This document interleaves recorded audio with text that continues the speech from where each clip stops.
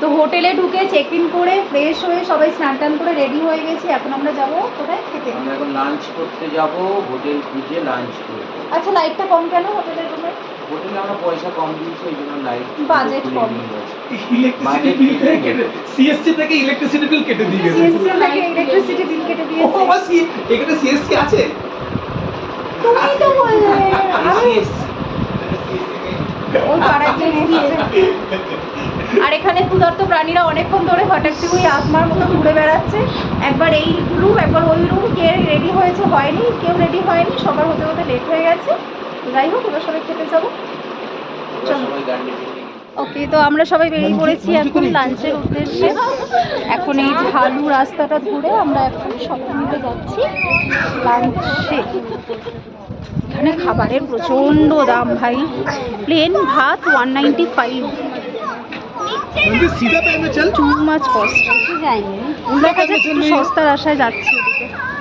লাঞ্চের খোঁজে বেরিয়ে আমরা খুব সুন্দর একটা ভিউ দেখতে পেয়েছি, তোমাদের সঙ্গেও আমি শেয়ার করব। দেখো, এই হলো ভিউ।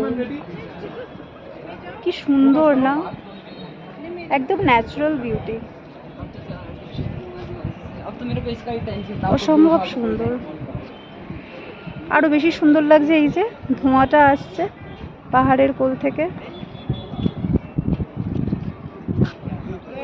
আরো অনেক সুন্দর সুন্দর ভিউ তোমাদের সঙ্গে শেয়ার করবো। বাট আপাতত এখানে সব ফটো সেশন চলছে। এই যে ফটো সেশন চলবে এখন। চলো মঞ্জুদি, ফটো লেতে চলো। আচ্ছা, তো আমাদের রেস্টুরেন্টে তাহলে উপরে? রেস্টুরেন্ট উপরে, আমরা মল রোডে যাচ্ছি। ও आई सी, মল রোড যাওয়ার রাস্তা। Got it. अभी हम लोग चल रहे हैं ऊपर की तरफ, मॉल रोड में ही।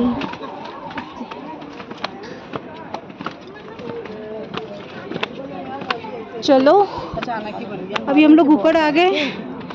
ओह गॉड, मैं तो फिर से थक गई। अब मैं क्या करूं?